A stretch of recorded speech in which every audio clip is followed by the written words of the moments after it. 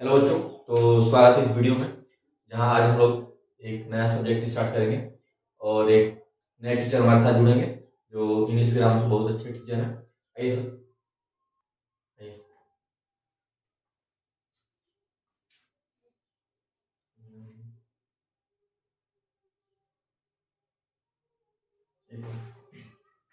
Good morning, सुप्रभात, शुभोदय।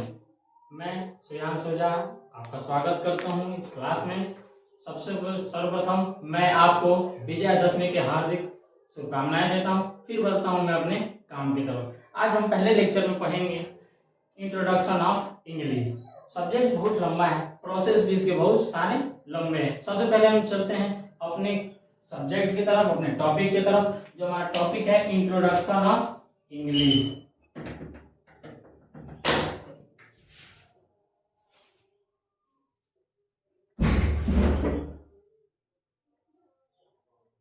Introduction of English. देखिए, introduction का मतलब होता है परिचय। इंट्रोडक्शन का मतलब होता है परिचय। ऑफ का मतलब हो जाएगा काम, और इंग्लिश यानी कि अंग्रेजी। ठीक है, तो सामान्य भाषा में इसको कहा जाए तो हो जाएगा अंग्रेजी का परिचय। अंग्रेजी का परिचय। अब हम चलते हैं आगे। जैसे मान लीजिए अब हमको सब्जेक्ट पढ़ना है अंग्रेजी, तो अंग्रेजी के बारे में हमको पहले कुछ चीजें पता होनी चाहिए। जैसे अंग्रेजी जो है क्या है, हम जनरली कहें इंग्लिश। इंग्लिश में कहें इंग्लिश जो है एंग्लो वर्ड था, ग्रीक का एक वर्ड था एंग्लो, जिससे बना था इंग्लिशिया। इसमें एक वर्ड आया था, लैटिन वर्ड, ग्रीक शब्द था एंग्लो, जिसका मतलब होता है नई सभ्यता। जिसका मतलब क्या होता है, नई सभ्यता। इसी सभ्यता को जो फैलते फैलते ये यूरोप में गई, तो स्पेन ने या कहें तो जर्मनी ने इसे इंग्लिशिया नाम दे दिया। क्या नाम दे दिया? इंग्लिशिया, जिसका मतलब होता है नई विचारधारा। वहीं इंग्लिशिया जब फैलते फैलते ब्रिटेन पहुंचा, तो इन्होंने उसे नाम दिया इंग्लिश। क्या नाम दे दिया? इंग्लिश। इंग्लिश यानी कि अंग्रेजी। अब देखिए, इंग्लिश जो है सामान्य रूप से क्या है, एक बोली है, एक भाषा है। भाषा को क्या कहते हैं, मतलब जो बोलियां होती है उनसे ही हम भाषा कहते हैं। जैसे आप हिंदी के समझे, तो हिंदी का विकास 8 क्षेत्रीय बोलियों से मिलकर हुआ है। जिसमें बुंदेलखंडी, अवधी, मगधी, पंजाबी, उर्दू तमाम बोलियां शामिल है। मुख्य रूप से कहा जाता है कि दिल्ली और मेरठ के आसपास का जो 500 किलोमीटर का एरिया था, उसे हम क्या कहते हैं, उससे ही मिलके हमारे हिंदी भाषा का विकास हुआ। खैर, तो जब हिंदी के क्लास में आएंगे तो इसे हम समझेंगे। अभी चलते हैं हम इंग्लिश में। अब इंग्लिश जो है एक बोली है, एक भाषा है। इसको क्या करते हैं, अब अंग्रेजों के सामने दो पैटर्न था। या तो हम जब अलग अलग संस्कृति में जाए तो उनकी संस्कृति सीख ले, उनकी सभ्यता सीख ले, उनकी बोली सीख ले, नहीं तो वो अपनी बोली हमको सिखा देगी, जिससे हम क्या कर सके, कम्युनिकेट कर सके। भाषा क्या होता है, वो माध्यम होता है जिससे हम बात अपने विचारधारा दूसरे को बताते हैं, दूसरे की विचारधारा सुनते हैं, समझाते हैं। फिर इंग्लिश भी वही पैटर्न होता है। जैसे वो पूरे व्यवहार जो था, यूरोप का जो था, संस्कृति थी, सभ्यता थी, एक समान थी, तो उसमें अंग्रेजी का फैलाव आसानी से हो चुका था। लेकिन जब एशिया में पहुंचे, अफ्रीका में आए, तो उनकी संस्कृति अलग थी, उनकी सभ्यता अलग थी। जैसे भारत की बात की जाए तो भारत में लगभग 1 लाख से अधिक बोलियां बोली जाती हैं, अलग अलग संस्कृतियां हैं। भारत के बारे में ये कहा जाता है कि कोस कोस पर बदले पानी, 4 कोस पर पानी। जब आप भारत का भ्रमण करना चालू करेंगे तो हर को 4 कोस में क्या होती है, इसकी संस्कृति बदल जाती है। जैसे आप विजयादशमी मना रहे हैं, भारत के अलग अलग राज्यों में, अलग अलग प्रदेशों में अलग अलग तरीके से विजयादशमी मनाई जाती। दीपावली आप मनाएंगे तो कई लोग क्या करते हैं, लक्ष्मी जी भगवान कुबेर की पूजा करते हैं, कई लोग गणेश जी की पूजा करते हैं। तमाम संस्कृति है, तमाम सभ्यता है। वैसे ही क्या था, तो अब अंग्रेजों के सामने ये प्रतीक्षा थी, या तो हमारी भाषा सीख लें या अपनी भाषा हमको सिखा दे। अच्छा, हम आपसे एक प्रश्न करते हैं, आप बताइए, आपको हमसे सीखना बेहतर है, हमको सिखाना बेहतर है? मतलब सामान्य भाषा में कहें कि आप मान लीजिए आपके सामने विचारधारा है कि आप हमको बिगाड़ दें, या तो हमसे सीख के सुधर जाएं, तो हमको बिगाड़ना आसान है कि सुधरना आसान है? यही प्रश्न मैं आपसे करता हूँ, सोच समझ के कमेंट बॉक्स में आंसर जरूर कीजिए। तो हमारे मेरे मस्तिष्क के हिसाब से चला, मेरे विचारधारा के हिसाब से चला जाए, तो आपको अपने आप को सुधारना आसान है, मुझे बिगाड़ना आसान नहीं है। वैसे ही था, उनके सामने ये कॉन्सेप्ट था, तो या तो हमारी संस्कृति सीख ले, सभ्यता सीख ले, हमारी भाषा सीख ले, नहीं तो अपनी भाषा हमको सिखा दे। अब भारत की संस्कृति अलग, सभ्यता अलग, हमने बताया कि 4 कोस में इसकी संस्कृति बदल जाती है, भाषा बदल जाता है, सभ्यता बदल जाती है। तो इतने बड़े भारत को सिखाना आसान, सीखना उनके लैंग्वेज आसान नहीं था। जैसे मान लीजिए तमिलनाडु में जो बोली जाती है तमिल भाषा, उसका अक्षर अलग है, हिंदी की अलग है, अंग्रेजी जो बोली जाती है उर्दू अलग है, पंजाबी अलग है, मगधी अलग है, अवधी अलग है, छत्तीसगढ़ में जो बोली जाती है छत्तीसगढ़ी अलग है। ऐसे अनेक भाषाएं थी जिनको सीखना अंग्रेजों के लिए आसान नहीं था। उन्होंने एक कॉन्सेप्ट लाया इंग्लिश सिखाने का। क्या कि हम इन लोगों को सिखाएं, इनसे बातचीत करने के लिए हम क्या करते हैं, इन लोगों को इंग्लिश सिखा देते हैं। तो उन्हें सिखाना आसान नहीं था, तो इंग्लिश को उन्होंने क्या किया, इंग्लिश को उन्होंने 2 हिस्से में बांट दिया। एक बना दिया सब्जेक्ट, एक बना दिया उन्होंने सब्जेक्ट, जिसे हिंदी में हम विषय कहते हैं, और दूसरा उन्होंने वर्ड नाम रख दिया लैंग्वेज, जिसे हम भाषा कहते हैं। विषय जो हम कम्युनिकेटिव एग्जाम्स के लिए पढ़ते हैं, जैसे मान लीजिए LKG पढ़े, UKG पढ़े।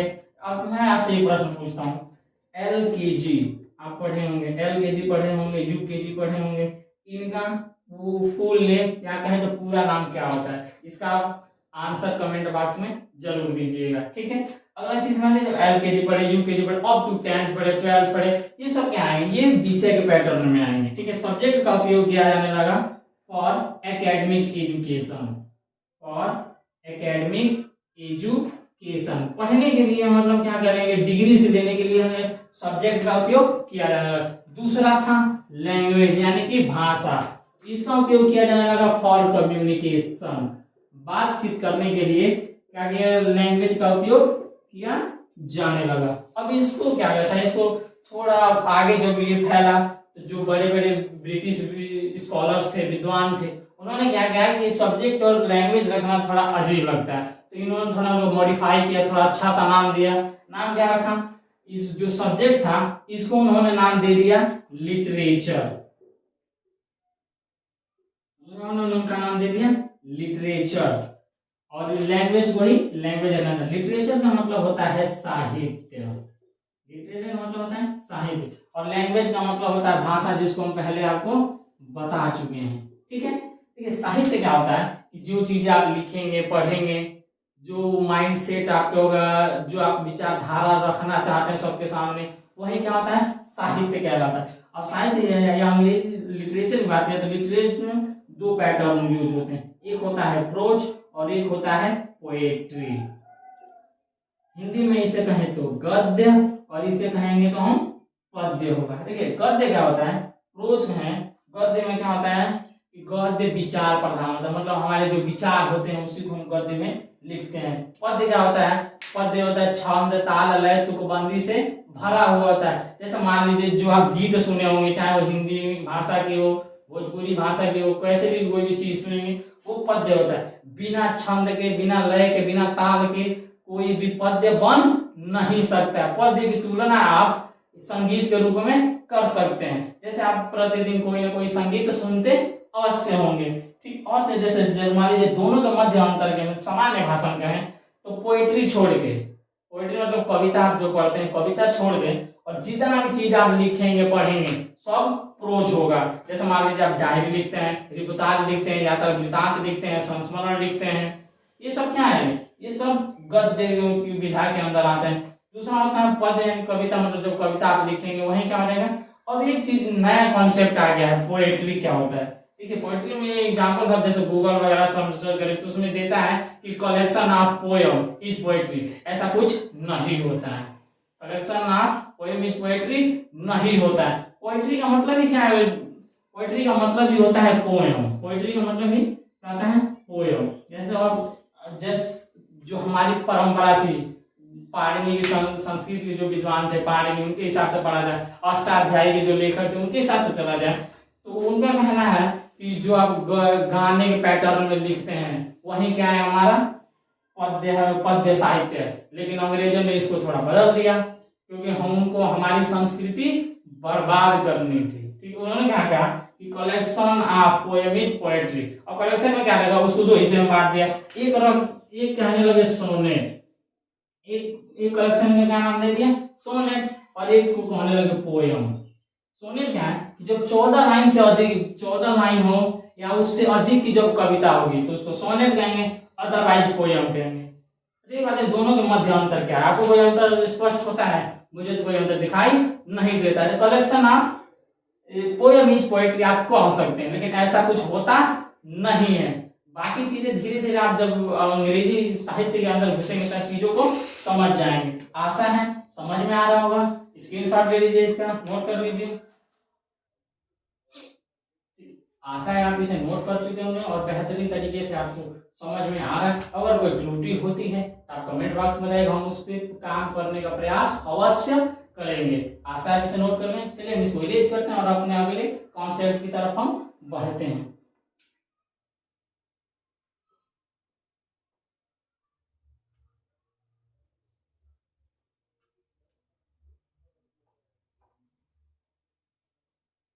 चलिए अब हम क्या पढ़ रहे थे? इंग्लिश पढ़ रहे थे।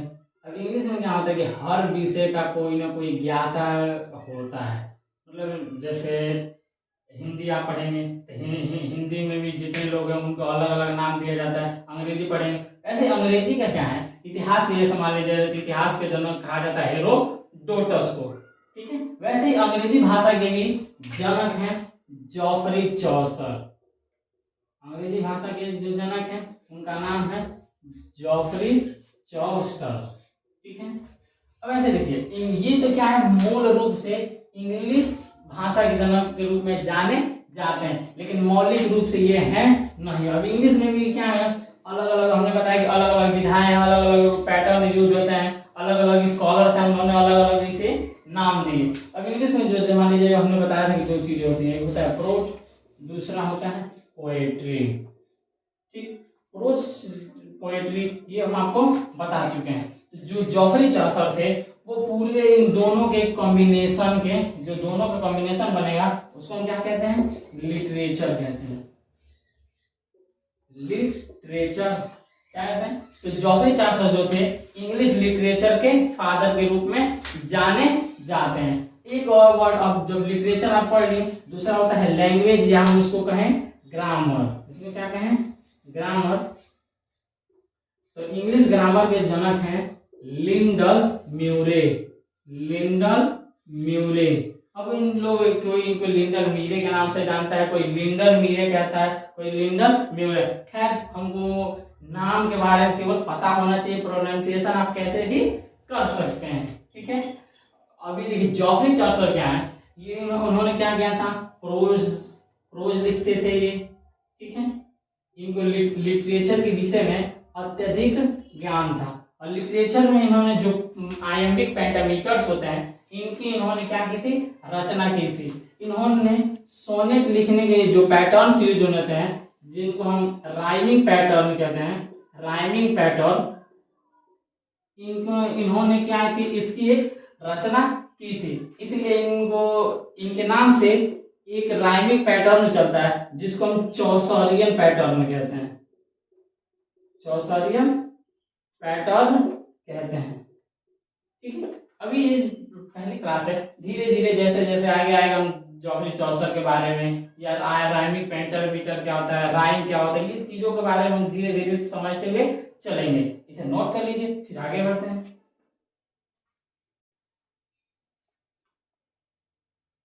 चलिए नोट कर लिए होंगे, स्क्रीनशॉट ले लिए होंगे, चलते हैं आगे।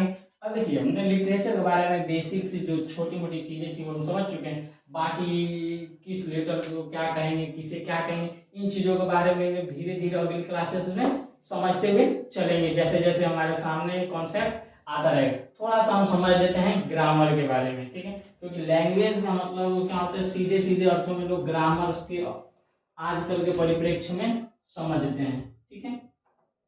अब अगर हमने क्या था लैंग्वेज, लैंग्वेज को हिंदी में हम भाषा कहते हैं। भाषा क्या होता है तो वैसे समझते हुए चलिए, तो language, language is a way to express ideas are our emotions, जैसे देखिए लैंग्वेज का मतलब हो जाएगा भाषा, इज का मतलब हो जाएगा है, वे का मतलब होता है मार्ग या माध्यम में भी आप इसे कह सकते हैं। टू यानी कि से या के लिए। एक्सप्रेस का मतलब होता है व्यक्त करना। एक्सप्रेस का मतलब हो जाएगा व्यक्त करना। आइडियाज का मतलब होता है, आइडिया मीन्स विचार, और आइडियाज का मतलब हो जाएगा विचार। और का मतलब होता है अथवा, और यानी कि हमारा या हमारी भी आप इसे कह सकते हैं। इमोशंस यानी कि भावनाएं। अब इसे समझते हुए चलिए क्या है कि भाषा है मार्ग। भाषा है मार्ग किसके लिए? तो व्यक्त करने के लिए विचार। जैसे आप अंग्रेजी पैटर्न जाएंगे तो दो पैटर्न सामान्यतः मैंने अपने हिसाब से डिजाइन किया पढ़ने आसान करने के लिए। SVO। एस का मतलब होता है सब्जेक्ट, V से हो जाएगा वर्ब, और O से हो जाएगा ऑब्जेक्ट। ठीक है। एस क्या है? सब्जेक्ट यानी कि कर्ता, जो काम करेगा। वर्ब यानी कि क्रिया, जो काम होगा। और ऑब्जेक्ट यानी कि कर्म, जो काम की समाप्ति की घोषणा करेगा। Subject verb object. जैसे आप हिंदी पैटर्न में चलेंगे तो आपको हमेशा सब्जेक्ट आगे मिलेगा, वर्ब बीच में मिलेगा, और ऑब्जेक्ट आपको अंत में मिलेगा। ये इंग्लिश पैटर्न में। हिंदी में आप चलेंगे तो SOVO मिलेगा आपको। सब्जेक्ट पहले रहेगा, ऑब्जेक्ट बीच में रहेगा, वर्ब आपके अंत में रहेगा। जैसे हमारे हमने पेन से लिखा, राम घर जाता है। देखिए हमने बताया था हिंदी पैटर्न में क्या होगा? हिंदी पैटर्न में आप ढूंढेंगे तो हमेशा सब्जेक्ट आपको आगे मिलेगी। तो आगे है तो ये क्या हो गया हमारा सब्जेक्ट। फिर हमने कहा कि ऑब्जेक्ट आपको बीच में मिलेगा, ये हमारा ऑब्जेक्ट हो गया। और लास्ट में हमको क्या मिलेगा? वर्ब। ठीक। और वहीं हम जब इंग्लिश में यूज करें हो जाएगा राम गोज टू होम।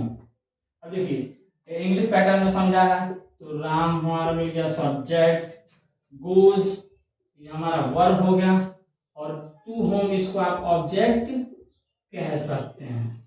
और सारा चीज आपके सामने आ गया। अब हम इसी तरह से इसको भी रखेंगे। जैसे है इंग्लिश में क्या है? SOV पैटर्न में है, SVO पैटर्न में हमको रखना है इसको SOV पैटर्न में। SOV पैटर्न क्या है? व्यक्त करने के लिए। तो हमने क्या रखा है SOV पैटर्न में? भाषा है। क्या है? हम इसको हिंदी में बनाए कैसे? भाषा है विचारों या भावनाओं को व्यक्त करने का तरीका।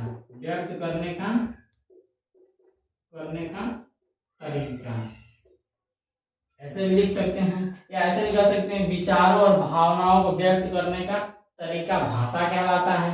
भाषा के माध्यम से हम अपने विचार और भावनाओं को व्यक्त करते हैं। ठीक। आगे और भाषा के बारे में समझा जाए तो भाषा क्या मूल रूप से 3 प्रकार की होती है। मूल रूप से कितने प्रकार की होती है? 3। एक हो जाएगी लिखित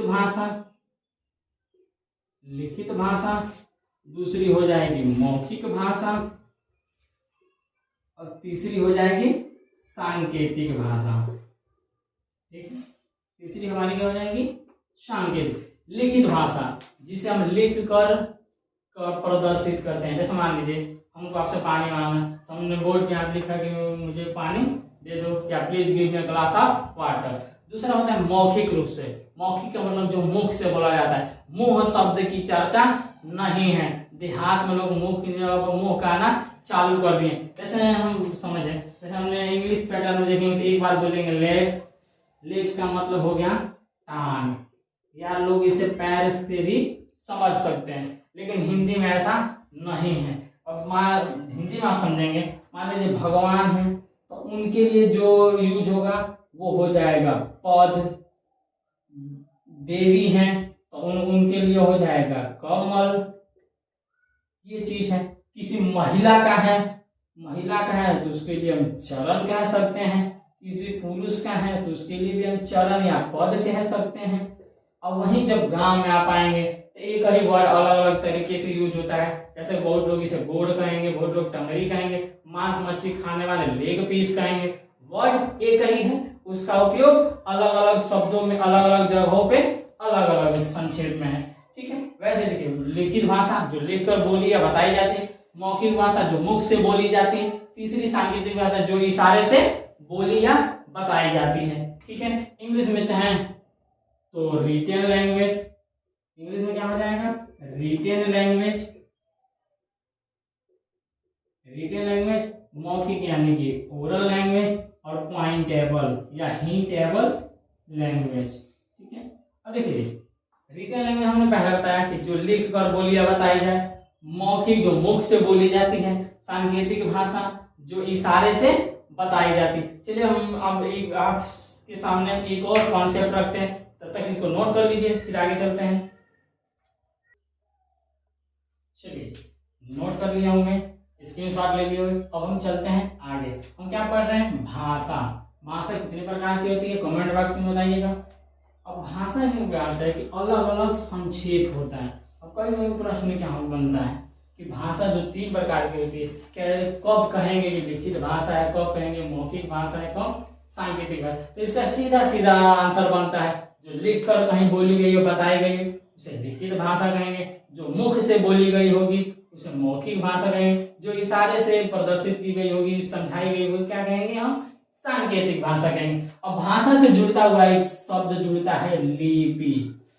जैसे आप पढ़ेंगे हिंदी कॉन्सेप्ट में तो एक साथ आता है भाषा लिपि, भाषा या लिपि, लेकिन दोनों के मध्य बहुत अंतर है। लिपि क्या होता है, लिखने का तरीका लिपि कहलाता है, लिखने का तरीका लिपि कहलाता है। ठीक है, लिखने का तरीका क्या कहलाएगा, तो लिपि कहलाएगा।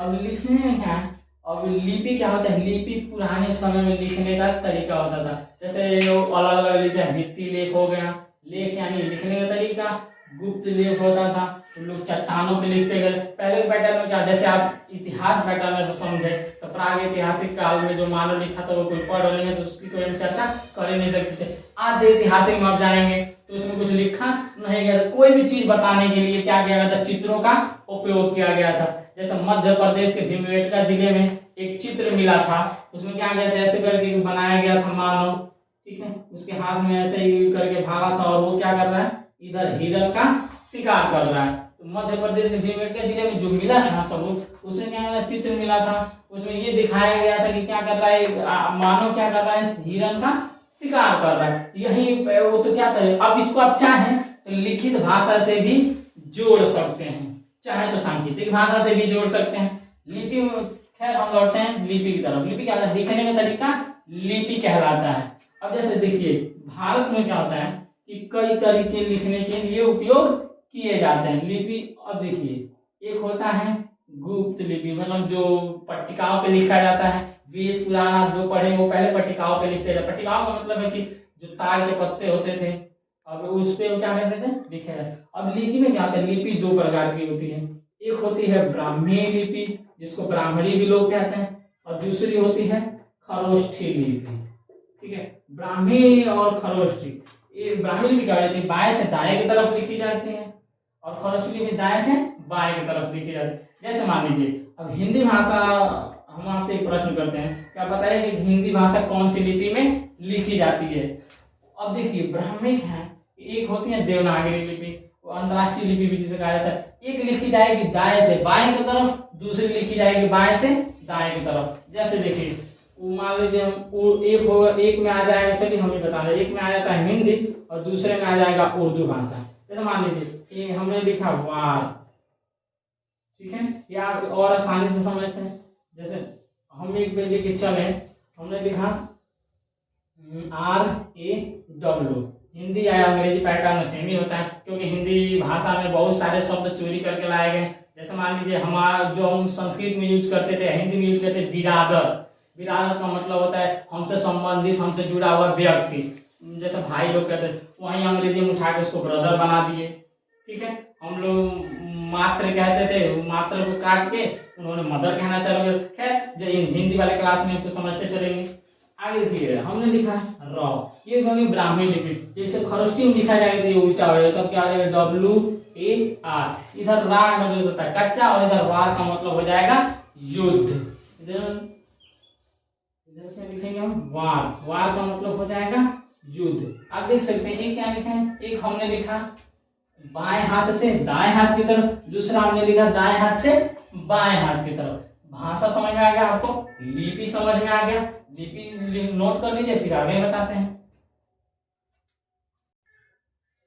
चलिए आगे बढ़ते हैं।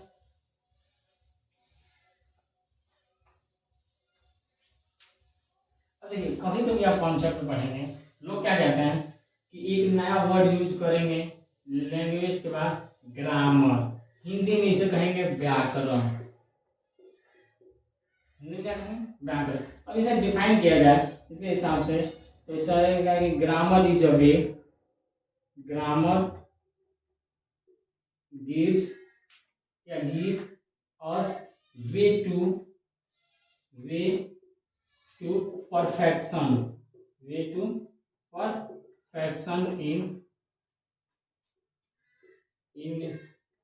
writing, speaking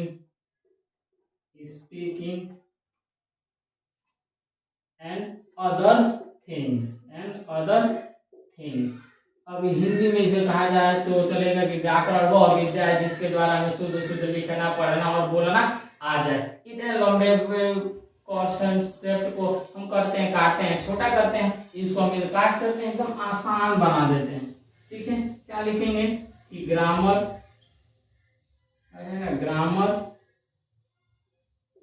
is study of perfection, grammar is study of perfection, study of perfection. Grammar यानी कि व्याकरण है, व्याकरण है, स्टडी यानी कि अध्ययन, ऑफ यानी कि का, और परफेक्शन का मतलब होता है उचित, उचित। क्या है कि व्याकरण क्या है, व्याकरण इज स्टडी ऑफ परफेक्शन, जो सही और उचित जब अध्ययन करेंगे वही व्याकरण कहलाएगा। अब उचित अध्ययन में क्या हो जाएगा, हमको लिखना आना चाहिए, लिखने का तरीका हमको पता होना चाहिए, ये ही परफेक्शन होगा। ठीक, पढ़ने का उचित तरीका पता चलना चाहिए, ये भी व्याकरण में आ जाएगा। तीसरा क्या होता है, बोलना, बोलने की जो शैली होनी चाहिए वो भी उचित होनी चाहिए। अब यही ये तीनों का कॉन्सेप्ट, इन तीनों का संग्रह क्या है, व्याकरण है ना। इसे और आसानी समझते हैं, हिंदी की जो परिभाषा प्रचलित है उसके हिसाब से चलते हैं कि व्याकरण वह विद्या है जिसके द्वारा हमें शुद्ध शुद्ध लिखना,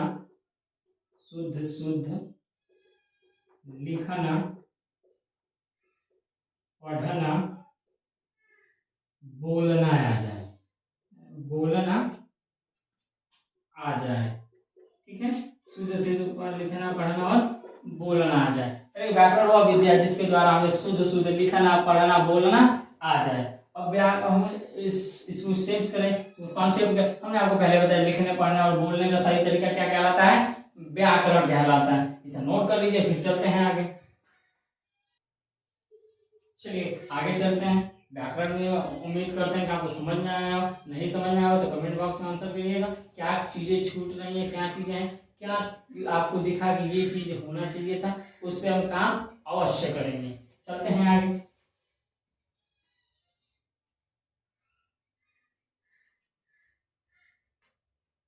अब चलते हैं हम मेन जो हमारी चीज आती है उस पे। जैसे मान लीजिए अब आगे क्या होता है, सबसे पहले चीज मान लीजिए भाषा पढ़ना, मान लीजिए भाषा पढ़ रहे हैं अंग्रेजी भाषा, तो भाषा बोलने वाला कोई होना चाहिए। बोलने के लिए क्या है, मान लीजिए हमने कोई एक क्रिएचर है, क्या करता है, तो कोई एक क्रिएचर है, क्रिएचर हिंदी में हम कहेंगे प्राणी। और प्राणी की जब चर्चा की जाए तो इस पूरी पृथ्वी पर क्या है, 12 लाख प्रजातियां पाई जाती हैं, 12 लाख प्रजातियां पाई जाती हैं। अब ये प्रजाति क्या है, मतलब वो कौन किससे संबंधित है, जैसे मान लीजिए आप जानवर हैं, पशु हैं कि पक्षी हैं, व्यक्ति हैं। अब ये जाति नहीं है जो गांव में उपयोग किया जाता है कि आप ब्राह्मण हैं, आप क्षत्रिय हैं, वैसे हैं, जैसे हमारे हिसाब से चला जाए तो सबका काम अलग अलग है। जैसे देखिए ब्राह्मण की क्या है कि जो वेद पढ़ता हो, जो वेद पढ़ाता हो, जो शिक्षा लेता हो, शिक्षा देता हो, वो क्या है, वो ब्राह्मण की कैटेगरी में आएगा। दूसरा होता है क्षत्रिय, जो समाज की सुरक्षा करता हो वो क्षत्रिय कहलाता है। जो पैसे लेकर काम करता है जो व्यापार करता है उसे हम वैश्य कहते हैं, जो तीनों की सहायता करता है उसे हम शूद्र कहते हैं। जैसे हम कोई देख लीजिए, हम ब्राह्मण भी हैं, क्षत्रिय भी हैं, वैश्य भी हैं और शूद्र भी हैं। तो हमें जाति शब्द की कहीं चर्चा आपको नहीं मिलेगा। खैर हमें जब इतिहास वाले सब्जेक्ट में आए तो समझाएंगे आपको कि क्या होता है। अभी हमको प्रजाति क्या मतलब है, इस पूरी पृथ्वी में कितनी प्रजाति पाई जाती हैं? 12 लाख। इस 12 लाख प्रजातियों में क्या है कि 3,50,000 आपके क्या होते हैं? पादप होते हैं। पादप अंग्रेजी में प्लांट्स कहा जाएगा और सामान्य भाषा में पेड़ पौधे कहा जाएंगे, पेड़ पौधे। और 8,50,000 क्या होते हैं? 8,50,000 आपके जंतु पाए जाते हैं।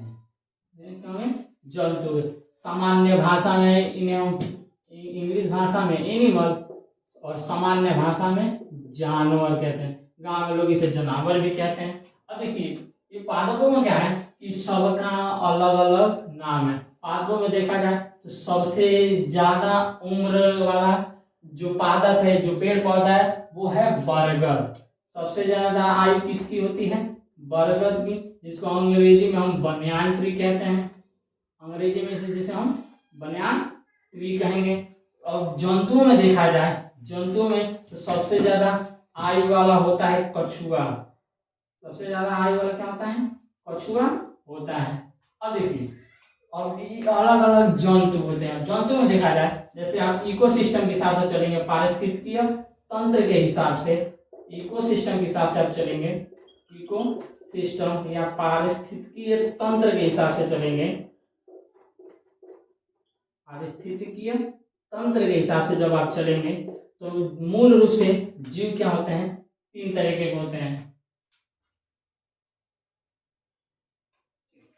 इकोसिस्टम के हिसाब से समझ लें। खैर ये बायोलॉजी से जुड़ा हुआ चैप्टर है जो आप बायोलॉजी में पढ़ेंगे। खैर हम चलते हैं, हमको अभी लेना देना है भाषा, और भाषा में हमको पढ़ना है प्राणी। इन चीज़ों का जो देखा जाए, अब जो ये 12 लाख प्रजातियां हैं, इनका रहने का तरीका, काम करने का तरीका अलग अलग है।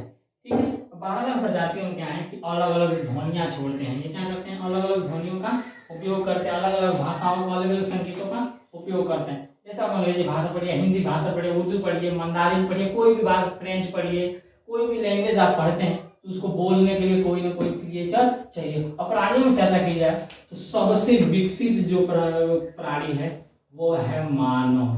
क्या है? मानव। सबसे विकसित प्राणी कौन सा है?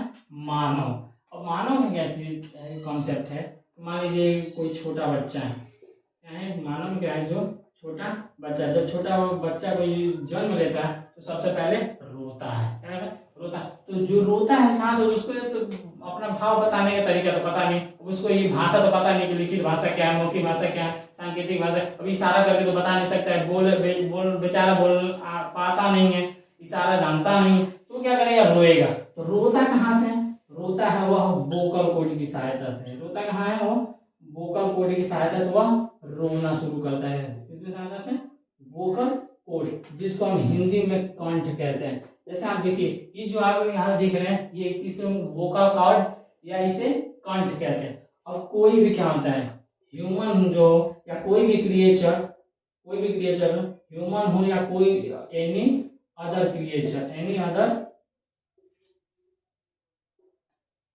creatures use this birth till death, birth to till death क्या है? सामान्य भाषा में है, हिंदी भाषा में है कि कोई भी जीव है, ठीक है, 12 प्रजातियों में या मानव में ही समझा रहा है। बच्चा रोता भी, हंसता है, बोलता है, बात जो संकेत करता है, हम अभी बोल रहे हैं, वो किसकी सहायता से बोलते हैं? वोकल कॉर्ड की सहायता से, कंठ से।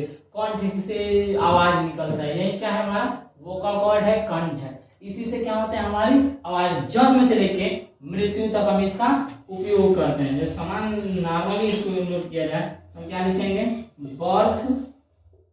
बर्थ टू डेथ, जन्म से लेके मृत्यु तक वोकल कॉर्ड का क्या किया जाता है? उपयोग किया जाता है। इसे नोट कर लीजिए, फिर अगले कॉन्सेप्ट को समझाते हैं। उम्मीद है वोकल कॉर्ड आपको समझ में आ गया। अब वोकल कॉर्ड क्या होता है? वोकल कॉर्ड से साउंड निकलते हैं। वोकल कॉर्ड से क्या होता है? वोकल कॉर्ड से वोकल साउंड निकलता है। ठीक है, जैसे सामान्य भाषा कहें, हिंदी भाषा में कहें तो ये कौन सा जो कंठ से निकलने वाली ध्वनि, कंठ की ध्वनि, या ऐसे कहेंगे वोकल कॉर्ड से ओरिजिन होने वाली ध्वनि वोकल साउंड कहलाती है। जैसे डिफिनीशन आप लिख सकते हैं, vocal sound origins from vocal cord, origins from vocal cord. जैसे वोकल साउंड यानी कि कंठ की ध्वनि या कंठीय ध्वनि भी आप इसे कह सकते हैं, कंठ की ध्वनि। ओरिजिन्स यानी कि उत्पन्न होती है,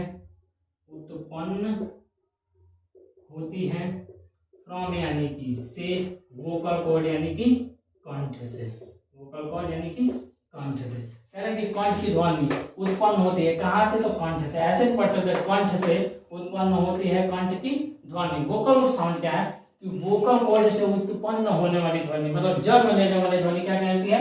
वोकल साउंड, या हिंदी में कहें तो कंठ की ध्वनि कहलाती है। अब देखिए हमने दो कॉन्सेप्ट आज हमने समझा। एक पहला कॉन्सेप्ट क्या था हमारा? वोकल कॉर्ड, और उसके बाद इससे बना हमारा वोकल साउंड। क्या बनेगा हमारा? Vocal sound. अब देखिए वोकल साउंड क्या होता है? मूल रूप से 44 निकलती है हमारे कंठ से, मूल रूप से 44 ध्वनियां निकलती है। कितनी ध्वनियां निकलती हैं? 44 ध्वनि। अब 44 ध्वनियों में कुछ ध्वनियां हमारे कंठ से आती हैं, तो कुछ ध्वनियां हमारे बाकी और इथियों से आती है, जैसे बॉडी लैंग्वेज पे डिपेंड करती है। अब इनमें क्या होता है, इसको दो हिस्से में बांट दिया गया। एक हो गया हमारा वॉवेल, एक हमारा क्या हो गया? वॉवेल, और दूसरा हो गया कॉन्सोनेंट। हिंदी में कहें तो स्वर ध्वनि, और अंग्रेजी में व्यंजन ध्वनि। ठीक है, वो डायरेक्ट जो वोकल कॉर्ड से आएगा उसे हम वॉवेल साउंड कहेंगे, और जो उसकी सहायता से बाकी जो जैसे दांत में टच हो रहा है कुछ, कोई ऐसी ध्वनियां जिसको बोलेंगे तो आपको स्पर्श होगा, स्पर्शी व्यंजन बनेगा, कहीं जीभ लगेगा, कहीं ओठ आपका चिपकेगा, कहीं दांतों से ध्वनियां उत्पन्न होगी। तो जो ध्वनियां बॉडी लैंग्वेज से आएंगी उसे हम व्यंजन कहेंगे या कॉन्सोनेंट साउंड कहेंगे, और जो डायरेक्ट हमारे कंठ से आएंगी उसको हम वोवेल या स्वर कहेंगे। अब जैसे देखिए 44 जो ध्वनियां थी उनको दो हिस्से में बांटा गया। एक आपका हो जाएगा 20, और एक में होगा आपका 24। एक में क्या हो जाएगा? 20, और एक में होगा हमारा 24। अब जो एक समान थे, अब ये 20 में क्या था कि जो एक समान जिनका उपयोग होता था, जो ध्वनियां एक समान होती थी उनको संक्षेपण करके एक पास कर दिया गया। जैसे मान लीजिए आप हिंदी में पढ़े जाएंगे तो होता है अ आ, क्या होगा? अ आ। इनकी ध्वनियां समान थी तो इनको एक मान लिया गया। ई और बड़ी, जैसे ई ई, इनकी भी ध्वनियां समान थी, इनको एक मान लिया गया। ठीक, ऊ ये एक समान थे तो इनको एक मान लिया गया। री हमारा क्या है? आप देखेंगे ये संयुक्त अक्षर है तो इसमें नहीं आता है। ए और ए, इनकी ध्वनियां समान थी तो इनको एक मान लिया गया। ओ इनकी ध्वनियां समान थी तो इनको एक अलग मान लिया गया। औंग और अह, ये दोनों क्या हैं? इन दोनों को अयोगवाह कहा जाता है, अयोगवाह कहा जाता है। ठीक है, मतलब जो जुड़ के नए शब्दों को बनाते हैं। जैसे आप देखेंगे अ, ई, उ, ए, औ, ये क्या होते हैं? 5 होते हैं। क्या होते हैं? 5। इन्हीं को रूपांतरित करके जैसे ए और आ के, अ और आ के लिए हम ए लिखेंगे, इनके लिए हम आई लिख सकते हैं या ई लिख सकते हैं, इनके लिए हम यू या ओ लिख सकते हैं, इनके लिए ए लिख सकते हैं, इनके लिए ए लिख सकते हैं या ए यू भी लिख सकते हैं। इसी तरह मूल रूप से क्या होता है, इंग्लिश पैटर्न में बनाई जाती हैं ध्वनियां या वॉवेल्स कहें, ए ई आई ओ यू, इन्हीं के हिसाब से क्या होते हैं? वॉवेल्स इंग्लिश में बनाए जाते हैं। ठीक है, और इनको छोड़ के जैसे मान लीजिए अब इंग्लिश कॉन्सेप्ट में समझा जाए तो 26 लेटर्स होते हैं। कितने लेटर्स होते हैं? 26 लेटर्स के 26 लेटर्स होते कौन से हैं? A B C D E F G H I J K L M N O P Q R S T U V W X Y Z. अब इसमें क्या होता है, जैसे आप पढ़े होंगे छोटे क्लासेस में, बेसिक क्लासेस में, कि क्या है कि ए ई आई ओ यू ये हमारे वॉवेल्स हैं, और इनको छोड़ दिया जाए जैसे B C D F G H I J K L M N P Q R S T D W X Y Z, ये कॉन्सोनेंट हैं। ठीक, अब ये ध्वनियां वॉवेल्स कहाँ से आते हैं? हमने आपको ये समझा दिया। अब इसमें भी जो ध्वनियाँ थी, जैसे कॉन्सोनेंट वाली जो ध्वनियाँ थी 24, इसमें भी जो थे एक समान दिखने वाले थे, उनको एक पास कर दिया गया और बाकी लोगों को ऐसे ही रखिएगा। जैसे देखिए हमने बताया री, री, ग्य, री हो गया, ग्य हो गया, ये क्या है? संयुक्ताक्षर है। आप पढ़ते समय इनका उपयोग किए होंगे, ये लिखते समय इनका उपयोग किए हैं। अनुस्वार हो गया, अयोगवा हो गया। री क्या है?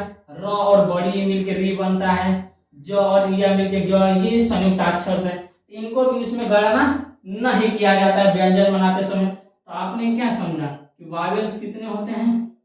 5 और कॉन्सोनेंट कितने होते हैं? 21। और इन्हीं को मैच करके आपके इंग्लिश में बनते हैं 26 लेटर्स। इसको थोड़ा और बेहतर समझना है तो हिंदी वाले कॉन्सेप्ट से समझना पड़ेगा। तो हिंदी कॉन्सेप्ट में आप जब पढ़े, यहाँ पे जो आप ध्वनि पढ़ रहे हैं, ये ध्वनियाँ क्या होती हैं? जैसे अब भारतीय पुराण के हिसाब से चला जाए तो शंकर जी ने, एक ऋषि थे, उन्होंने अपनी डमरू की ध्वनि से क्या डमरू बजाया था, उसे 14 स्वरवार निकले थे, जिन 14 स्वरवारों से मिलके, जिन 14 स्वरों से मिलके क्या हो गया था, ये ध्वनियां बनाई गई थी। अब ये कॉन्सेप्ट अंग्रेजों ने हमारी किताबों से क्या किया है? चोरी किया है और ये हम लोग पढ़ा रहे हैं। खैर चलते हैं आगे। अब क्या 5 वॉवेल्स होते हैं और 21 कॉन्सोनेंट होते हैं, और इसी को मैच करके इंग्लिश में क्या होता है? 26 लेटर्स होते हैं। ठीक है, इसको नोट डाउन कर लीजिए, फिर हम आगे बढ़ते हैं। लेटर, इसको थोड़ा स्पष्ट करते हैं। मुझे अनुभव है कि आपको स्पष्ट दिखाई नहीं दे रहा होगा, तो थोड़ा इसको स्पष्ट करते हैं। वावेल एंड कॉन्सोनेंट्स, कंठ की ध्वनि।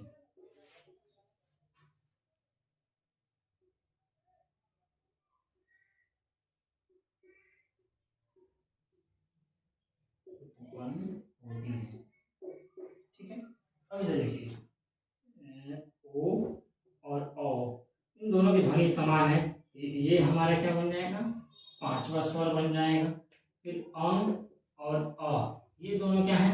अयोगवा है या अनुस्वार है। चलिए आशा है आप इसे नोट कर चुके हैं। अब हम अगले टॉपिक को बढ़ते हैं, जो कि है हमारा लेटर।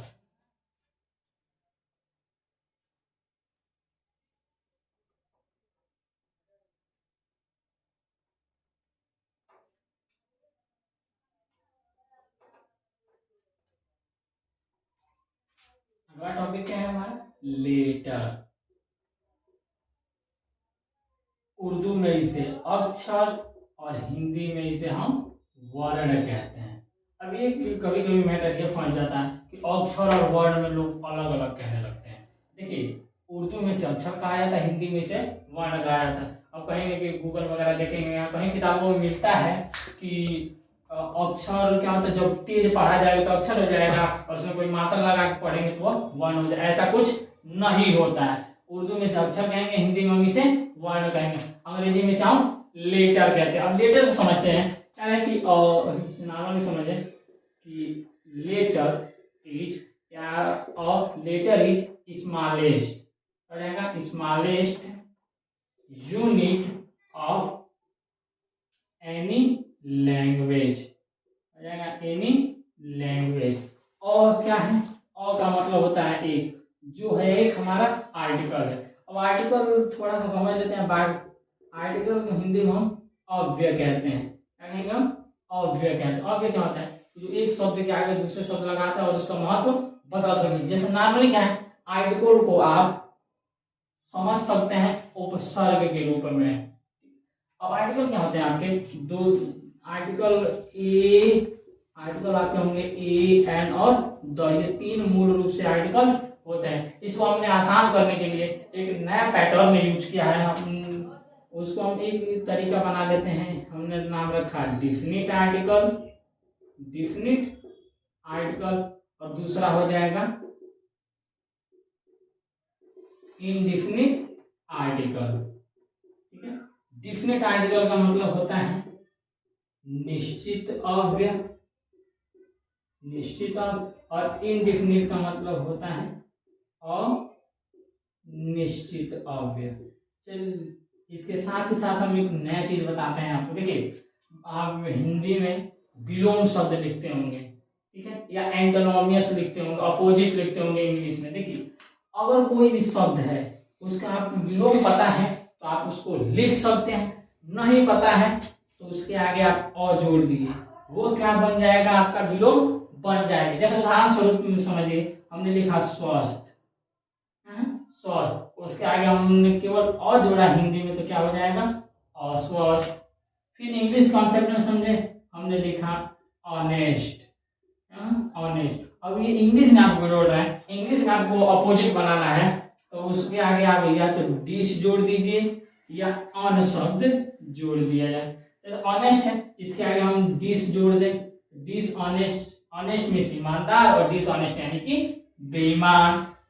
हमने फिर वर्ड लिखा हैप्पी, हैप्पी का मतलब होता है प्रश्न, प्रसन्न, उसके आगे हमने जोड़ा अनहैप्पी यानी कि अप्रसन्न, या हैप्पी मीन्स खुश, अनहैप्पी मीन्स दुखी, ठीक है। अभी डिफिनिट आर्टिकल और इनडिफिनिट आर्टिकल समझते हैं। डिफिनिट आर्टिकल मतलब जिसका काम क्या है, निश्चित है, तो निश्चित काम किसका होता है, द का होता है। क्या होता है, द का होता है।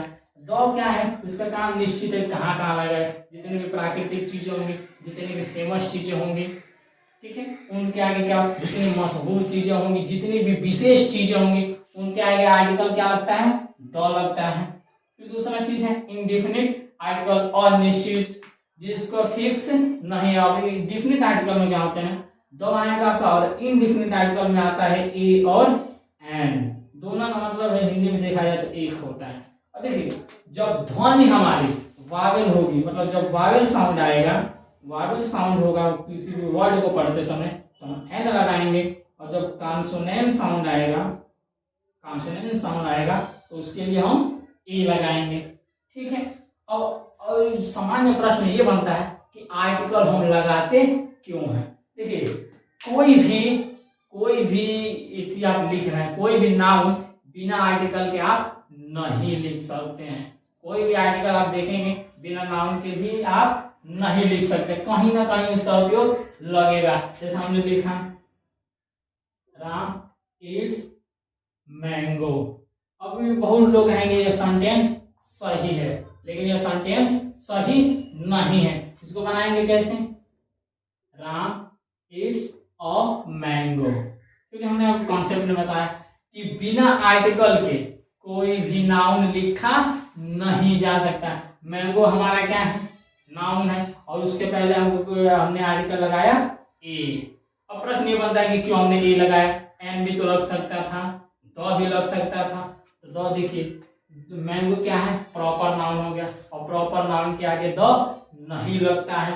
फिर मैंगो, इसकी ध्वनि क्या आती है, म के रूप में आ रही है, म हिंदी के हिसाब से चला जाए तो व्यंजन होता है, और व्यंजन के आगे हम एन नहीं लगाते, बच गया क्या ए, तो हमने ए को लगाया है, ठीक। डिफिनिट आर्टिकल आपने पढ़ लिया, इनडिफिनिट आर्टिकल पढ़ लिया। डिफिनिट और आर्टिकल, इनडिफिनिट आर्टिकल ऐसी कुछ चीजें आपको किताब में नहीं मिलेंगी। इसको हमने पढ़ने के लिए खुद से विकसित किया है, खुद से आसान बनाया है कि आप इसको पढ़ सकते हैं। आप इसको मानो तो भी ठीक, नहीं मानो तो भी ठीक। रहा कॉन्सेप्ट आर्टिकल, आर्टिकल चैप्टर का हम खुद एक सीरीज लेके आएंगे, उसमें फिर आर्टिकल्स को बेहतर तरीके से समझाएंगे, आपके नई ऊर्जा के साथ समझाएंगे, नई ध्वनि के साथ समझाएंगे, ठीक है। खैर अभी ये छोटा सा था तो इसको हम समझा दी। आप उम्मीद है आपको ए के बारे में पता चल गया, ए क्या है, आर्टिकल है। लेटर का मतलब हम पहले बता चुके हैं, आप अक्षर लिख सकते हैं, नहीं तो वर्ण लिख सकते हैं। इस का मतलब होता है, और स्मॉल का, स्मॉलेस्ट का मतलब हो जाएगा सबसे छोटी, स्मॉलेस्ट का मतलब क्या हो जाएगा, सबसे छोटी। और यूनिट का मतलब हो जाएगा इकाई, ऑफ का मतलब हो जाएगा की, एनी का मतलब हो जाएगा किसी भी, एनी का मतलब हो जाएगा किसी भी, और लैंग्वेज का मतलब होता है भाषा। जैसे हम आप भाषा आपको पहले बता चुके हैं। एक आपसे प्रश्न करते हैं कि भाषा कितने प्रकार की होती है, इसका आंसर आप कमेंट बॉक्स में जरूर दीजिएगा। देखिए ए यानी कि एक, लेटर यानी कि वर्ण या अक्षर, इज यानी कि एक अक्षर है, क्या है, तो सबसे छोटी इकाई, क्या है, सबसे छोटी इकाई, किसकी, तो किसी भी। ऐसे भी हो सकता है भाषा, किसी भी भाषा की सबसे छोटी इकाई क्या होती है, अक्षर कहलाती है। किसी भी भाषा की सबसे छोटी इकाई अक्षर या वर्ण कहलाती है। अब इस क्या है, हमारा हेल्पिंग वर्ब है। हेल्पिंग वर्ब है जो जनरली क्या होता है, प्रेजेंट कंटिन्यूअस टेंस में यूज होता है या सिंपल प्रेजेंट टेंस में यूज होता है। अब आता है स्मॉलेस्ट। स्मॉलेस्ट वर्ड जो है ये हमारा है सुपरलेटिव डिग्री में यूज हुआ है। क्या हुआ है, सुपरलेटिव डिग्री में यूज हुआ है। ठीक, सुपरलेटिव डिग्री का क्या मतलब है, जैसे मान डिग्री का मतलब होता है, समझ लेते हैं हल्का फुल्का इसको, फिर बाकी डिग्री चैप्टर में पढ़ेंगे। डिग्री का मतलब होता है तुलना करना। डिग्री का मतलब क्या हो जाएगा, तुलना करना। तुलना करने के लिए 3 डिग्रियां उपयोग की जाती हैं। एक होता है पॉजिटिव डिग्री, एक हो जाएगा पॉजिटिव डिग्री, दूसरी होती है कंपैरेटिव डिग्री, दूसरी क्या हो जाएगी कंपैरेटिव डिग्री, और तीसरी होती है सुपरलेटिव डिग्री। तीसरी क्या हो जाएगी हमारी सुपरलेटिव डिग्री।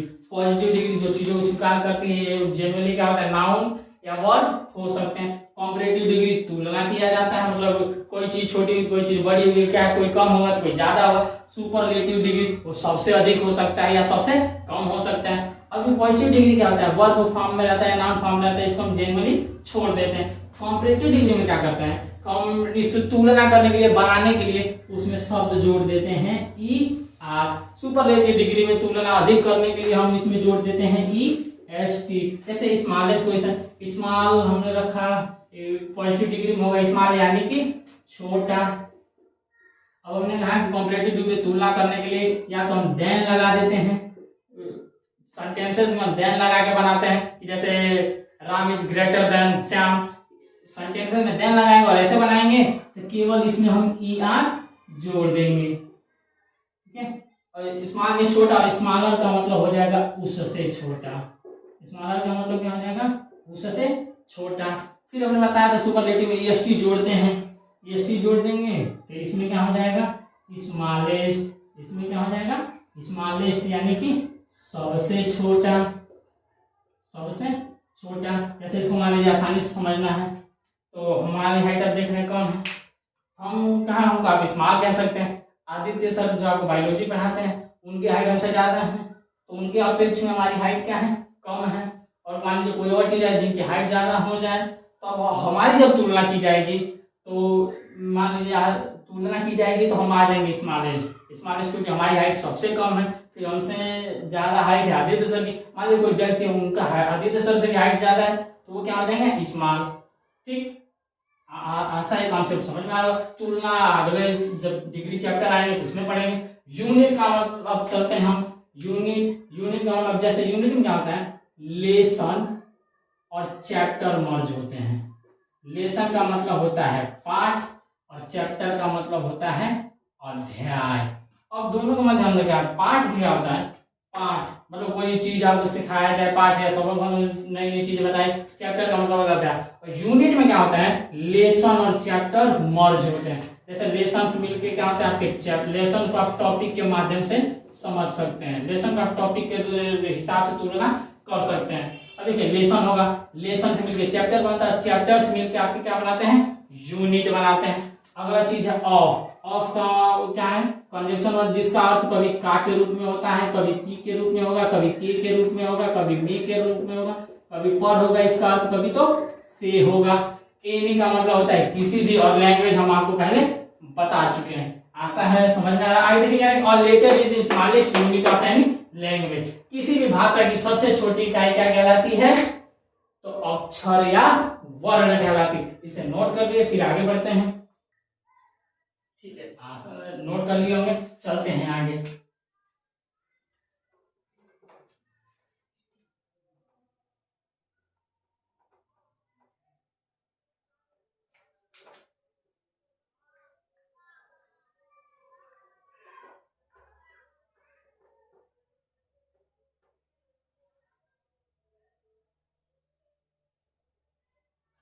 चलिए आगे चलते हैं। अब देखिए आया था हमने क्या पढ़ रहे थे, लेसन,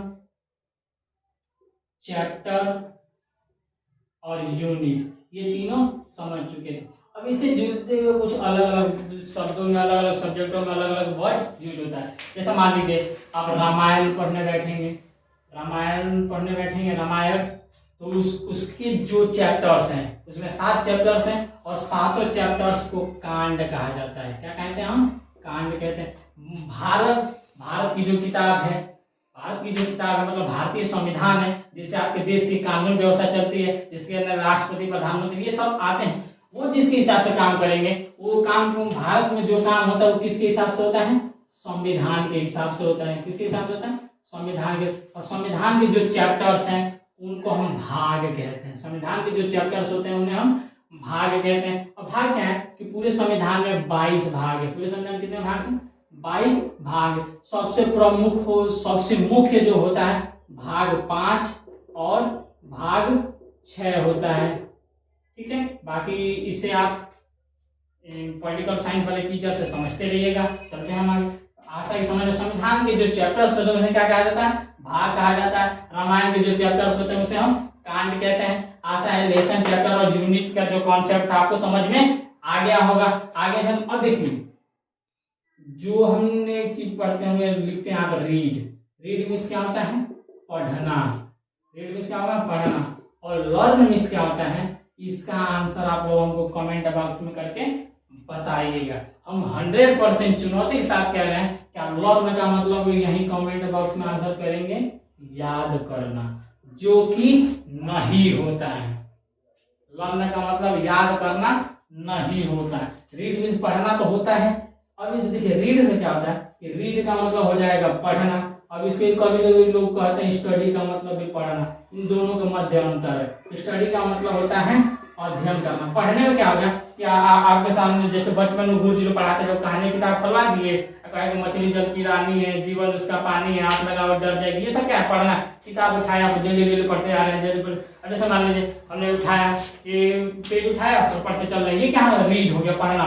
और दूसरा जो वर्ड है आपके सामने स्टडी मतलब अध्ययन करना। जो भी चीज आप पढ़ रहे हैं उसके बारे में आपको कॉन्सेप्ट क्लियर हो जाए। जैसे आप इंग्लिश की क्लास में पढ़ते हैं, बायोलॉजी में पढ़ते हैं, ये क्या है? आपको स्टडी कराया जाता है, समझाया जाता है, चीजों को बताया जाता है। ठीक है, तो पढ़ने और अध्ययन में। अब देखिए, अब एक चीज हम और बता देते हैं आपको। जैसे आप कॉम्पिटिटिव डिग्री में केवल ER नहीं लगता, कोई भी काम हो उसके आगे आप ER जोड़ देंगे तो उसका मतलब हो जाएगा काम करने वाला। जैसे रीड मीन्स क्या होता है? पढ़ना। और रीड में आप क्या करिए? ER जोड़ दीजिए, रीडर हो जाएगा। रीडर का मतलब हो जाएगा पाठक, या नॉर्मल भाषा में कहे तो हो जाएगा पढ़ने वाला। ठीक। लर्न देखा जाए तो लर्न का मतलब याद करना नहीं होता है। लर्न का मतलब होता है सीखना। और उसमें ER जोड़ दिया जाए तो हो जाता है लर्नर, यानी कि सीखने वाला। लर्नर का मतलब हो जाएगा सीखने वाला। टीच मीन्स होता है सिखाना। टीच का मतलब क्या होता है? सिखाना। और ER इसमें जोड़ेंगे तो हो जाएगा टीचर, यानी कि सिखाने वाला। टीचर का मतलब क्या हो जाएगा? सिखाने वाला। अब चलिए आगे चल, कोई भी वर्ड उठाइए आप उसमें ER जोड़ दीजिए। जैसे मान लीजिए वर्क, वर्क मीन्स होता है काम करना, और उसमें हमने ER जोड़ा तो क्या बन गया? वर्कर। वर्कर यानी कि काम करने वाला है। आपको आशा है समझ में आ रहा होगा। आगे बढ़ते हैं। रीड का, लर्न का और स्टडी के बीच का अंतर आपको समझ में आ रहा होगा। अब एक चीज क्या होता है? रह गया प्रश्न, जब लर्न मीन्स याद करना नहीं होता है तो याद करने का स्पेलिंग क्या होगा? तो याद करने का स्पेलिंग होता है रिमेम्बर, जिसको लोग पढ़ते हैं रिमेम्बर भी लोग प्रोनाउंस करते हैं। रिमेम्बर कहिए या रिमेम्बर करिए, वो अपने प्रोनाउंसिएशन के हिसाब से, उच्चारण के हिसाब से डिपेंड करता है। रिमेम्बर या रिमेम्बर का मतलब होता है याद करना।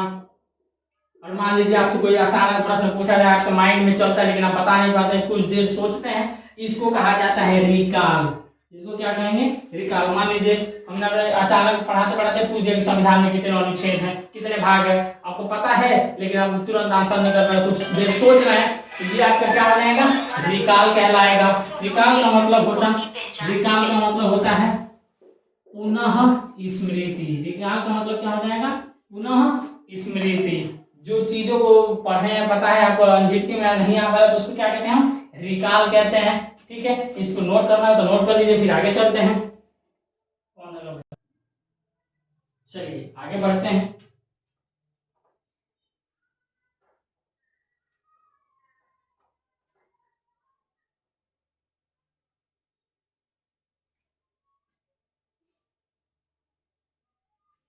अब लेटर में मान लीजिए कि चर्चा की जाए पूरी दुनिया में अलग अलग भाषाएं बोली जाती हैं और उनमें अलग अलग अक्षर, ऐसे चर्चा किया जाए सबसे अधिक किसी भाषा में है अक्षर है तो वो है तमिल भाषा में।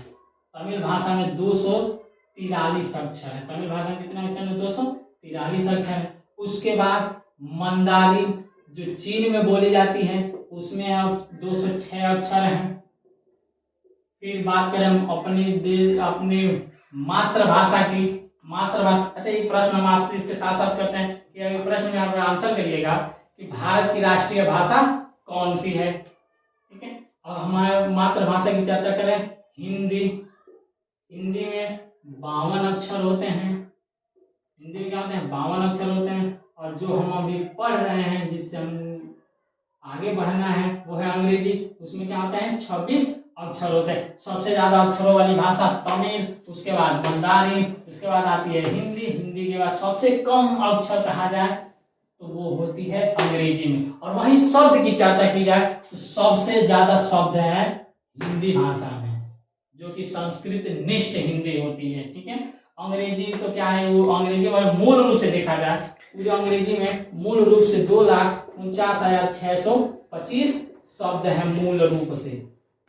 ठीक है, इसको नोट कर लीजिए, फिर चलते हैं आगे। चलिए इसको नोट कर लिया। अब हम लेटर हो गया, लेटर से जो मिलता जुलता होता है अल्फाबेट। अल्फाबेट ऐसा मान लीजिए हमने लिखा, हम लिखते हैं ABCD। अब हमसे ये प्रश्न करें कि ये इसमें लेटर है कि अल्फाबेट है, तो जनरली बहुत लोग आंसर इसका नहीं कर पाए। चलिए एक सामान्य सा प्रश्न करते हैं, आप हर जगह सुने होंगे। जैसे हमने 4 लेटर्स लिखे हैं ABCD, इन चारों में कौन अलग है? इसका आंसर आप हमको दीजिएगा कमेंट बॉक्स में। ठीक है, अब देखिए क्या होता है कि और सिंगल डिजिट हम कोई लिखते हैं या सिंगल लेटर लिखते हैं, सिंगल कुछ लिखते हैं तो वो क्या हो जाएगा? ए। जैसे मानिए अंग्रेजी भाषा में ए लिखा या हिंदी भाषा में हमने क लिखा, ये क्या है? लेटर हो जाएगा। क्या हो जाएगा? लेटर। लेकिन अब जब इनका कलेक्शन बनेगा, जब इसका कलेक्शन बनेगा, जैसे मान लीजिए हमने A to Z लिख दिया, A to Z, ये बन गया कलेक्शन, तो इसको हम कहेंगे अल्फाबेट। क्या कहेंगे? अल्फाबेट। हिंदी में वर्णमाला। ठीक, या हम लिख दें क से ज्ञ तक, तो ये भी हो सकता है हमारा वर्णमाला। क्या हो सकता है? वर्णमाला। अब देखिए अब अल्फाबेट क्या होता है, अल्फाबेट भी समझ लेते हैं। अल्फाबेट भी हम समझ, अल्फाबेट यानी कि वर्णमाला। डिफिनेशन लिख लिया जाए, collection of letter, collection of letter is alphabet, is alphabet. Collection का मतलब होता है संग्रह, ऑफ यानी कि का, लेटर यानी कि अक्षर या लेटर्स या अक्षरों भी कह सकते हैं, इज यानी कि है, और अल्फाबेट मीन वर्णमाला। अब ऐसे पढ़ सकते हैं कि वर्णमाला है अक्षरों का संग्रह। अक्षरों का संग्रह क्या कहलाता है? वर्णमाला कहते हैं। आप वैसे भी पढ़ सकते हैं, ऐसे ही लिख लीजिए, अक्षरों का संग्रह, अक्षरों का संग्रह वर्णमाला कहलाता है या वर्णमाला है। अक्षरों का संग्रह क्या है? वर्णमाला है। Collection of letter is alphabet. जैसे हम एग्जांपल में लिख लीजिए A to Z, क से ज्ञ तक। आगे चला जाए, ये देखो आशा है लेटर और अल्फाबेट, ये दो चीजें हम पढ़ चुके हैं। आइए एक बार रिवाइज करते हुए चलते हैं। आज हमने क्या क्या पढ़ा? सबसे पहले हमने चर्चा की है क्रिएचर्स की। क्रिएचर्स होते कितने हैं? तो टोटल 12 लाख यानी कि 12 लाख होते हैं। और 12 लाख क्या हैं और हमने आपको बता चुके हैं कि कुछ पादप होते हैं और कुछ एनिमल्स होते हैं। क्रिएचर्स के बाद हमने पढ़ा वोकल कॉर्ड, वोकल कॉर्ड पढ़ा। वोकल कॉर्ड के बाद हमने पढ़ा vocal sound, vocal sound. Vocal sound से क्या बनते हैं? हमारे लेटर्स बनते हैं। लेटर्स के कलेक्शन को हम क्या कहते हैं? अल्फाबेट कहते हैं। और अल्फाबेट कहिए या लेटर से मिलके आपका बनता है वर्ड, वर्ड से आपका बनेगा पार्ट्स ऑफ स्पीच। जितनी भी चीजें आप आगे पढ़ेंगे ये सब वर्ड से बना, चाहे आप पार्ट्स ऑफ स्पीच पढ़िए या उसके बाद आप सेंटेंसेस पढ़िए, सेंटेंसेस पढ़िए, ये आप टेंस पढ़िए। अब जितनी भी चीजें आप पढ़ेंगे ये सब किससे बना होगा, वर्ड से बना होगा। वर्ड हो गया, वर्ड के बाद आप क्या पढ़ेंगे, ये चीजें पढ़ने के बाद आपको पढ़ाया जाएगा पैराग्राफ।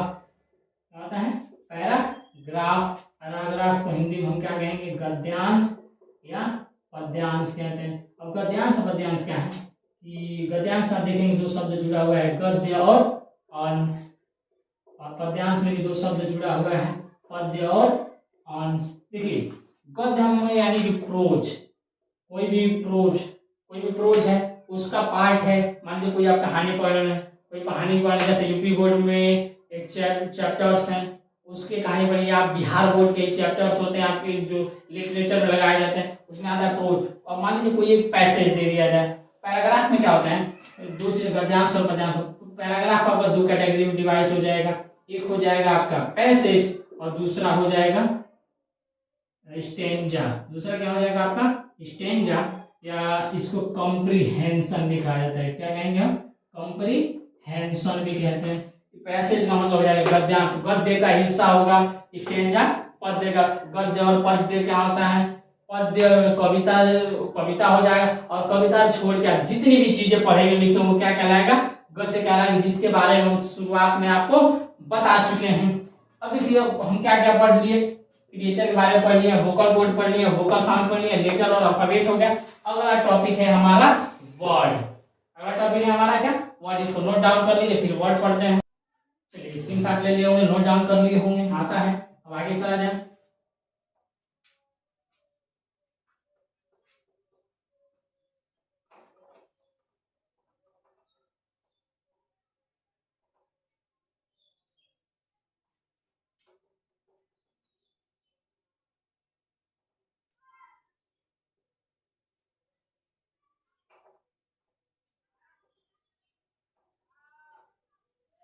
चलिए अब हम क्या क्या पढ़ चुके हैं, वोकल कॉर्ड पढ़ लिए हैं, वोकल कॉर्ड पढ़ लिए हैं, वोकल साउंड पढ़ लिए हैं। ठीक है, वोकल साउंड से मिलके क्या बनते हैं, लेटर्स बनते हैं, लेटर्स भी पढ़ लिए हैं। लेटर्स के संग्रह या कहेंगे तो कलेक्शन को अल्फाबेट कहते हैं, ये भी हम पढ़ चुके हैं। और अगला चीज हमको पढ़ना है वर्ड। वर्ड है WORD, वर्ड है हिंदी में इसे कहा जाएगा शब्द। वर्ड यानी हिंदी में इसे हम कहेंगे शब्द। और इसमें देखिए अल्फाबेट में या वर्णमाला क्या होता है, कलेक्शन होता है, और इसमें होता है group. The group of letter, the group of letter is word. The क्या है हमारा डिफिनिट आर्टिकल है, जिसके बारे में हम आपको छोटे से संक्षेप में बता चुके हैं। बाकी चीजें आर्टिकल चैप्टर में पढ़ेंगे। ग्रुप का मतलब हो जाएगा समूह, ऑफ का मतलब हो जाएगा का, लेटर या तो इसको लेटर्स भी आप कह सकते हैं, लेटर या लेटर्स भी कह सकते। लेटर्स यानी कि अक्षर या अक्षरों, इसका मतलब हो जाएगा है, और वर्ड का मतलब हो जाएगा शब्द। ठीक है, शब्द है अक्षरों का समूह, अक्षरों का समूह। ये जो सामान्यतः देखें तो अक्षरों का समूह क्या कहलाता है, शब्द कहलाता है। अक्षरों का समूह, अक्षरों का समूह शब्द कहलाता है। अक्षरों का समूह क्या कहलाता है, शब्द कहलाता है। अब कभी लोग कंफ्यूज हो जाते हैं अल्फाबेट में, अल्फाबेट में और वर्ड में। देखिए अल्फाबेट क्या है, कलेक्शन ऑफ लेटर है। अल्फाबेट क्या है, कलेक्शन ऑफ लेटर्स है। और वर्ड क्या है, ग्रुप ऑफ लेटर्स है। ठीक है, कलेक्शन में क्या मतलब कि एक पास इकट्ठा कर देना, कलेक्शन हो जाएगा। और इसको कहा जाएगा ग्रुप ऑफ लेटर्स। ठीक है, जैसे मान लीजिए इसमें क्या है, हमने A to Z ये क्या किया, कलेक्ट किया और ग्रुप बना दीजिए। मैंने तीन लेटर्स हमने उठाए, जैसे PEN, मैंने इसको कंबाइन कर दिया तो आपका पेन हो गया। पेन का मतलब कलम।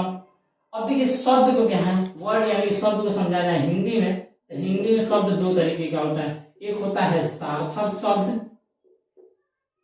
एक क्या हो जाएगा सार्थक शब्द, दूसरा होता है निरर्थक शब्द। दूसरा क्या हो जाएगा, निरर्थक शब्द। सार्थक शब्द जिसका कोई ना कोई अर्थ जरूर हो, जिसका कोई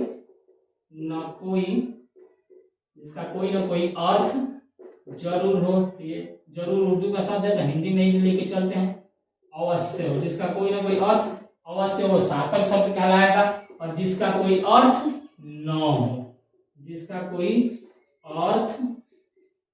कोई अर्थ न हो वह क्या कहलाता है? निरर्थक शब्द कहलाता है। उदाहरण स्वरूप आप समझ सकते हैं, जैसे हम लोग ग्रामीण परिवेश से रिलेटेड है। मान लीजिए हमारे घर कोई अतिथि आता है तो लोग गाँव में कहते हैं कि पानी वानी पिलाओ, जलपान कराओ। तो जलपान क्या है? हमारा सार्थक शब्द है। जलपान से आप समझ रहे थे कि इनको नाश्ता करने के लिए कुछ ना कुछ आहार देना है। लेकिन वाणी शब्द जो उपयोग होता है इसका कोई औचित्य नहीं बनता है किसी भी भाषा में, या किसी भी अक्षर के हिसाब से इसका कोई औचित्य नहीं बनता है। निरर्थक या वान हो गया, वान शब्द का कोई अर्थ नहीं है। सीधे सीधे अर्थ में आप समझ सकते हैं कि सार्थक शब्द का कोई ना कोई अर्थ जरूर होता है और निरर्थक शब्द का कोई अर्थ नहीं होता है। ठीक है, आज के लिए इतना ही, मिलते हैं नेक्स्ट लेक्चर में।